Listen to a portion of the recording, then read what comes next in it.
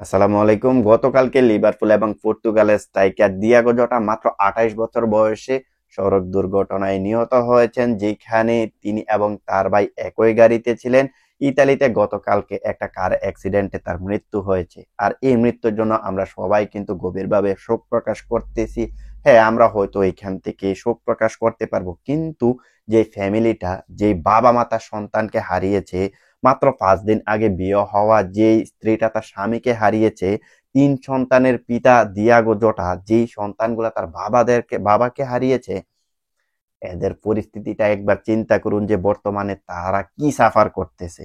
So ওইখান থেকে আমরা হয়তো বা কিছুটা শোক প্রকাশ করতে পারি, বাট ফুটবলার যারা আছেন, এখানে তার সতীর্থরা যারা আছেন, তার ক্লাব সতীর্থ, জাতীয় দলের সতীর্থরা যারা আছেন, তারা সবাই কিন্তু দিয়াগো জতার প্রতি গভীরভাবে শোক প্রকাশ জানিয়েছেন, যেখানে লিওনেল মেসি পর্যন্ত কিন্তু দিয়াগো জতার এই আকস্মিক মৃত্যুতে শোক প্রকাশ করেছেন। সো দিয়াগো জতা তিনি উপরে ভালো থাকুক, এটাই কিন্তু আমরা সবাই কামনা করি। তো আজকের ভিডিওর মূল পয়েন্টে চলে আসি। আজকের ভিডিওর মূল পয়েন্ট হচ্ছে দুইটা প্লেয়ারকে নিয়ে, একটা হচ্ছে রদ্রিগো এবং একটা হচ্ছে এনরিক। এই দুইটা ব্রাজিলিয়ান ফুটবলার কিন্তু রিয়াল মাদ্রিদে থাকবে কি থাকবে না সেটা নিয়ে গুঞ্জন উঠে গেছে। বিশেষ করে রদ্রিগোকে নিয়ে আলাদা কয়েকটা আর্টিকেলস আমি পড়েছি, যেখানে দেখেছি যে রদ্রিগো রিয়াল মাদ্রিদ ছাড়তে চলেছে এবং এনরিকো রিয়াল মাদ্রিদ ছাড়ার হয়তোবা দ্বার প্রান্তে চলে যাইতে পারে।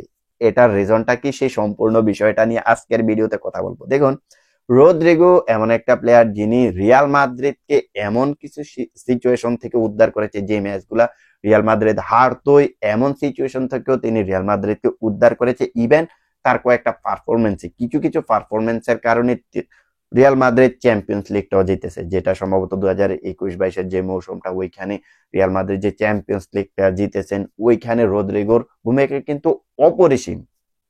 তো এমন একটা প্লেয়ার রিয়াল মাদ্রিদ ছেড়ে যাচ্ছে, এমন ধরনের একটা গুঞ্জন উঠেছে। গুঞ্জনটা কেন উঠলো? গুঞ্জনটা ওঠার কারণ হচ্ছে তিনি রিয়াল মাদ্রিদে পর্যাপ্ত পরিমাণ গেম টাইমিং পায় নাই। এখন গেম টাইমিংটা কেন পায় নাই? দেখুন, যখন কার্লো আনচেলত্তি রিয়াল মাদ্রিদটা ছেড়ে দিবে, তার বেশ কয়েকটা ম্যাচ আগ ধরে আমরা কিন্তু দেখছি যে প্রায় 15 থেকে 16টা ম্যাচ আগেই তিনি রিয়াল মাদ্রিদের স্টার্টিং 11-এ তেমন ভাবে সুযোগ পাইতেছে না। আর কিছু কিছু ম্যাচে স্টার্টিং 11-এ সুযোগ পাইলেও সেই পরিমাণ বলের যোগান তিনি পাইতেছে না। সো বিশেষ করে পর্যাপ্ত পরিমাণ বল গেম টাইমিং না পাওয়ার কারণে তিনি রিয়াল মাদ্রিদ ছেড়ে যাবেন, এমন ধরনের একটা গুঞ্জন উঠেছে। এখন গেম টাইমিংটা না পাওয়ার রিজন হচ্ছে এখানে ইলিয়ান এমবাপে, ভিনিসিয়াস জুনিয়র এবং রদ্রিগোকে যদি একসাথে স্টার্ট করায়, তাহলে মিডফিল্ডে অনেকটা উইক হয়ে যায়, যার কারণে এই জায়গায় কার্লো আনচেলত্তি ভেবে চিন্তে দেখলেন যে না, এখানে আমি দুইজন প্রথাগত উইঙ্গারকে একসাথে খেলাইতে পারবো না। দুইজন প্রথাগত উইঙ্গারকে একসাথে খেলালে বিশেষ করে তিনজনই হয়ে যায়। আপনি যদি কিলিয়ান এমবাপে কেউ যদি আপনি উইঙ্গার ধরে নেন, তাহলে এই জায়গায় তিনজন উইঙ্গার হয়ে যায়, যার কারণে হয়তো তিনজন উইঙ্গারকে কার্লো আনচেলত্তি এই জায়গায় স্টার্ট করাইতে চাইতেছে না, কারণ ডিফেন্সিভলি একটা উইকনেস আমরা কিন্তু কার্লো আনচেলত্তির শেষ অনেকগুলা ম্যাচে দেখতে পাইছি, যার কারণে হয়তোবা তিনি ডিসিশন নিয়েছেন যে আমাকে একজন স্যাক্রিফাইস করতে হবে, যে কোনো একজন প্লেয়ারকে স্যাক্রিফাইস করতে হবে, একজনকে বেঞ্চ করতে হবে। সো সেই সুবাদে কার্লো আনচেলত্তি রদ্রিগোকে বেঞ্চ করিয়ে দিয়ে তিনি তার গেম প্ল্যানটা সাজাইতেছিলেন, যার কারণে রদ্রিগোর এই জিনিসটা ভালো লাগে নাই, তিনি গেম টাইমিং পায় নাই, যার কারণে কার্লো আনচেলত্তির অধীনে সর্বশেষ 4-5টা ম্যাচ তিনি রিয়াল মাদ্রিদে উপস্থিত ছিলেন না। সো ওইখান থেকে কিন্তু গুঞ্জনটা উঠেছে। এখন ওই গুঞ্জনটা ওঠার পরে যখন কার্লো আনচেলত্তি রিয়াল মাদ্রিদটা ছেড়ে দিয়ে ব্রাজিলে চলে গেলেন, যখন জাবি আলোনসো এই টিমটার দায়িত্ব নিলেন, তখন তিনি আরো একবার চিন্তা করলেন যে আমার কি রিয়াল মাদ্রিদে থাকা উচিত, কারণ জাবি আলোনসো কিন্তু রিয়াল মাদ্রিদে নতুন একটা প্রকল্প নিয়ে এসেছে। সো ওই প্রকল্পের অংশ তিনি হইতে পারে কিনা সেটা নিয়েও কিন্তু তিনি চিন্তা ভাবনা করেছেন, যার কারণে এবারে সামার ট্রান্সফার উইন্ডোতে, এবারের যেই ট্রান্সফার উইন্ডোটা রয়েছে, এইখানে তিনি জাবি আলোনসোর অধীনে আরো কিছু ম্যাচ তিনি দেখতে চাইতেছিলেন, অন্তত ফিফা ক্লাব বিশ্বকাপটা দেখতে চাইতেছিলেন, যে ওইখানে রদ্রিগোকে নিয়ে তার প্ল্যানটা কি। প্রথমত আমরা যে জিনিসটা দেখতে পাইছি, এখনো পর্যন্ত জাবি আলোনসোর অধীনে রিয়াল মাদ্রিদ 4টা ম্যাচ খেলেছেন, যে 4টা ম্যাচে রদ্রিগো 2টা ম্যাচ খেলার সুযোগ পেয়েছেন। ফার্স্ট ম্যাচে কিন্তু আমরা দেখছি যে আল হিলালের সঙ্গে যে ম্যাচটা 1-1 গোলে ড্র হয়েছে, ওইখানে তিনি গেম টাইমিং পাইছিলেন 65 মিনিট, ওই ম্যাচটাতে একটা অ্যাসিস্ট করেছিলেন। তারপর বাকি যে 3টা ম্যাচ খেলেছেন, ওই 3টা ম্যাচের মধ্যে মাত্র 23 মিনিট গেম টাইমিং পাইছেন, যেখানে আপনার আরবি লাইপজিগের এগেইনস্টে মাত্র 23 মিনিট খেলার সুযোগ পাইছেন। অর্থাৎ তার অধীনে জাবি আলোনসোর অধীনে তিনি টোটালি 4 ম্যাচে 88 মিনিট গেম টাইম পাইছেন, যেটা রদ্রিগোর কাছে এখন পর্যাপ্ত পরিমাণ মনে হয় নাই, যার কারণে আরো একবার গুঞ্জন উঠেছে যে জাবি আলোনসোর অধীনে রদ্রিগো রিয়াল মাদ্রিদে থাকবে না, তিনি এই ক্লাবটা থেকে লিভ নিতে চান। এখন তিনি যে লিভ নিবেন, তিনি কোন ক্লাবে যাবেন? দেখুন, আমি যে নিউজ গুলা পড়লাম, যে আর্টিকেলস গুলা পড়লাম, এখানে ম্যানচেস্টার সিটি, আর্সেনাল, চেলসি এই 3টা ক্লাবের আগ্রহ রয়েছে। বিশেষ করে চেলসি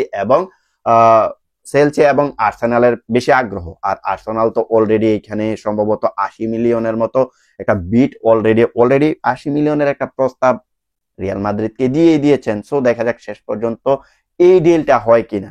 শেষ পর্যন্ত আমার কাছে যেটা মনে হইতেছে, হয়তো আর্সেনালেই তিনি যাবেন। তবে এখানে আর্সেনালে যাওয়ার ব্যাপারে রিয়াল মাদ্রিদ একটা বাধা হইতে পারে। রিয়াল মাদ্রিদ যদি বলে যে না, এই প্লেয়ারটাকে আমরা 80 মিলিয়নে ছাড়বো না, আমরা আরো কিছু অর্থ এই প্লেয়ারটার জন্য চাই, তাহলে হয়তোবা এইখানে কোনো একটা প্রবলেম ক্রিয়েট হইতে পারে, যে হয়তো ডিলটা একটু হইতে দেরি হইতে পারে। যদি ডিলটা যদি হয়ও, হয়তো একটু দেরি হইতে পারে, কারণ রিয়াল মাদ্রিদ কিন্তু বলেছে রদ্রিগোর জন্য যদি পর্যাপ্ত পরিমাণ ব্যালেন্স তারা পায়, অর্থাৎ পর্যাপ্ত পরিমাণ যদি অর্থ তারা পায়, তাহলে তাদের কাছে যেটা মনে হবে যে হ্যাঁ, রদ্রিগোর জন্য 80 মিলিয়ন তারা বিড করেছে, 80 মিলিয়নে আমরা তাকে দিব না, তাকে আমরা 100 মিলিয়নে দিব। এমন ধরনের চিন্তা ভাবনা যদি থাকে যে রদ্রিগোর জন্য আমরা আরো বেশি টাকা আমরা ডিজার্ভ করি, তাহলে আর্সেনাল যদি আরো বেশি প্লে করে, তাহলে আর্সেনালে তিনি যাইতে পারবেন, তাতে কোনো এই জায়গায় বাধা বিপত্তি নেই। কারণ এখানে রিয়াল মাদ্রিদ নিজেই কিন্তু বলেছে যে রদ্রিগোর জন্য যদি আমরা পর্যাপ্ত পরিমাণ অর্থ পাই, তাহলে আমরা তাকে ছেড়ে দিতে প্রস্তুত আছি। আর রদ্রিগো কিন্তু ক্লাবটা ছাড়তে চাইতেছে। আদারওয়াইজ চেলসি থেকে কি অফার আসে সেটাও কিন্তু আমাদের এখন দেখতে হবে। আবার এই জায়গায় ম্যানচেস্টার সিটি কিন্তু অনেক দিন ধরে তার প্রতি আগ্রহ দেখাইয়া আসতেছে, বাট এখন ম্যানচেস্টার সিটি যেই পরিমাণ ফুটবলারদেরকে সাইন করিয়েছে গত সিজনে এবং এবারের সিজনে, যেই পরিমাণ ফুটবলারদের সাইন করিয়েছে, তাদেরকে খেলাবে কোথায়, সেই জিনিসটাও হয়তো বা এই জায়গায় ম্যানচেস্টার সিটি চিন্তা ভাবনা করতেছে এখন রদ্রিগোকে নেবে কি নেবে না। যদি নেওয়ারই হইতো, তারা এতদিনে কিন্তু বিট করে দিত। আচ্ছা, এটা হচ্ছে রদ্রিগোর ব্যাপার, যে রদ্রিগো এখন ক্লাবটা ছাড়তে চাইতেছে। তিনি আর্সেনালে, চেলসিতে কিংবা ম্যানচেস্টার সিটি, এই 3টা টিমের মধ্যে যে কোনো একটা টিমে যাইতে পারে। এবার আমরা আসি এনরিকের দিকে। দেখুন, এনরিক বর্তমানে মোটামুটি একটা ইনজুরিতে আছে, যে ইনজুরির কারণে তিনি ফিফা ক্লাব বিশ্বকাপে স্কোয়াডে থাকার পরেও এখনো পর্যন্ত তিনি খেলতে পারে নাই। তার জায়গায় যে প্লেয়ারটা কাস্তিয়ান থেকে যে প্লেয়ারটা উঠে এসেছে, গঞ্জালো গার্সিয়া ভাই আউটস্ট্যান্ডিং পারফরমেন্স করতেছে। এখন এনরিককে কিন্তু সম্ভবত 72 million plus 3 million, totally 75 million দিয়ে পালমেইরাস থেকে নিয়ে গিয়েছিল রিয়াল মাদ্রিদ। যে পালমেইরাস থেকে যে তাকে নিয়ে গেছে, বিশাল একটা স্বপ্ন তাদের ছিল, যে স্বপ্নটা তারা এনরিক পূরণ করতে পারে নাই। হ্যাঁ, কোনো ম্যাচে গোল করছে, তিনি পর্যাপ্ত পরিমাণ গেম টাইম পায় নাই, এটা ঠিক আছে, কিন্তু তার যে স্কিল, তার যে ভ্যালু, মার্কেট ভ্যালু, এই ভ্যালু, তার স্কিল এখনো কিন্তু তিনি দেখাইতে পারে নাই, যার কারণে হয়তো রিয়াল মাদ্রিদ এই জায়গায় কিছুটা অসন্তুষ্ট রয়েছে। এবং তার যে ইনজুরি তিনি পিক করলেন, ওই ইনজুরির কারণে যে প্লেয়ারটাকে আপনার রিয়াল মাদ্রিদের একাডেমি থেকে নিয়ে এসেছে গঞ্জালো গার্সিয়া, সে এখানে 4টা ম্যাচ খেলেছে ফিফা ক্লাব বিশ্বকাপে, 4টা ম্যাচ খেলে 3টা গোল 1টা অ্যাসিস্ট, অর্থাৎ 4 ম্যাচে 4 গোলই তার অবদান রয়েছে। সো এমন একটা পারফর্ম করা প্লেয়ারের সঙ্গে যখন আপনি এনরিককে মিলাবেন, তখন আপনি এজ এ কোচ হিসেবে ওই জিনিসটা চিন্তা করবেন যে আসলে আমার কি এনরিককে দরকার, না আমার গঞ্জালো গার্সিয়াকে দরকার, যে প্লেয়ারটা আউটস্ট্যান্ডিং পারফরমেন্স করতেছে, আমার অধীনে 4টা ম্যাচ খেলেছে, 4টা ম্যাচেই তিনি আমাকে চমকে দিয়েছেন, এই প্লেয়ারটাকে আমি রাখবো নাকি এনরিককে রাখবো? আসলে এখানে কিন্তু কোচ দ্বিধাদ্বন্দ্বে পড়ে যাবে। এখন দেখুন, রদ্রিগোকে কিন্তু বিক্রি করে দিতেছে রিয়াল মাদ্রিদ, বিক্রি করে দিবে, গেম টাইমিং দিতে পারে না, যার কারণে আবার এনরিকো কিন্তু এই জায়গায় গেম টাইমিং পাবে না। কেন পাবে না?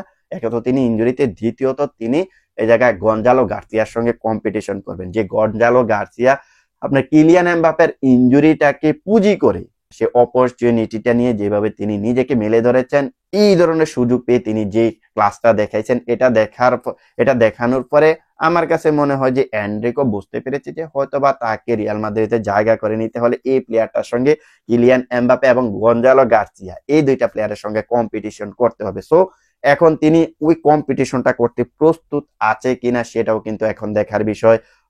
গঞ্জালো গার্সিয়ার সঙ্গে তার যে একটা ব্যাটল, নাম্বার 9 পজিশনটা নিয়ে যে একটা প্রতিযোগিতা হবে, ওই প্রতিযোগিতার জন্য এনরিক কতটুকু প্রস্তুত সেটাও কিন্তু এখন আমাদের দেখতে হবে। কোথাও কিন্তু আমরা দেখছি যে এনরিক নাকি রিয়াল মাদ্রিদটা ছেড়েও দিতে পারে। আর তার জন্য নাকি কয়েকটা ক্লাব থেকে অফারও এসেছে, যেখানে ইতালিয়ান ক্লাবগুলোর অফার সবচাইতে বেশি। এখানে জুভেন্টাসের আগ্রহ সবচেয়ে বেশি, যদি লোনে দেওয়া হয় তাহলে তারা নেবে। এই জায়গায় নেপোলি এবং এসি মিলান এবং কোমোর মতো দলগুলোও কিন্তু তার জন্য আগ্রহ দেখাইতেছে। তো শেষ পর্যন্ত এনরিক কি করবে, তার ডিসিশনটা কি হবে? ডিসিশনটা এখনো পর্যন্ত যে জিনিসটা আমরা একটু ইঙ্গিত পেয়েছি, কেউ বলতেছে তিনি ক্লাবটা ছেড়ে দিবে, আবার কেউ কেউ বলতেছে যে কিলিয়ান এমবাপে এবং গঞ্জালো গার্সিয়ার সঙ্গে তিনি প্রতিযোগিতা করবে, রিয়াল মাদ্রিদে টিকে থাকবে, এমন ধরনের একটা আর্টিকেলসও কিন্তু আমি পড়েছি। এখন কথা হচ্ছে, যদি এনরিক এটা ভেবে থাকে তাহলে তার ক্যারিয়ারের সবচাইতে বাজে সিদ্ধান্ত হবে এটা। भाई साला इधर पार पार के क्या करेगा? तो साला इधर तो तुझे गेम टाइमिंग भी नहीं मिल नहीं रहा है। साला इधर बैठ बैठ के क्या करेगा?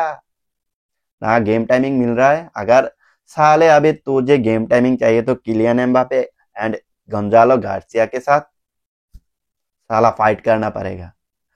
তো এই 19 বছর বয়সী প্লেয়ার আসলে গঞ্জালো গার্সিয়া এবং কিলিয়ান এমবাপের মতো তো মানে ফুটবলারের সঙ্গে যারা কিনা রিসেন্টলি দারুণ ফর্মে আছে, তাদের সঙ্গে আসলে প্রতিযোগিতা করে রিয়াল মাদ্রিদে টিকে থাকতে পারবে কিনা, সেটাই কিন্তু এখন সবচাইতে বড় বিষয়। সালা ইধার পার বাট কে খুদ কা গান্ড খুদ হি মারেগা আগার নিয়ে জায়গা। তো বাট বাস এই হলো মানে এনরিকের ব্যাপারে আমার মন্তব্য আর কি।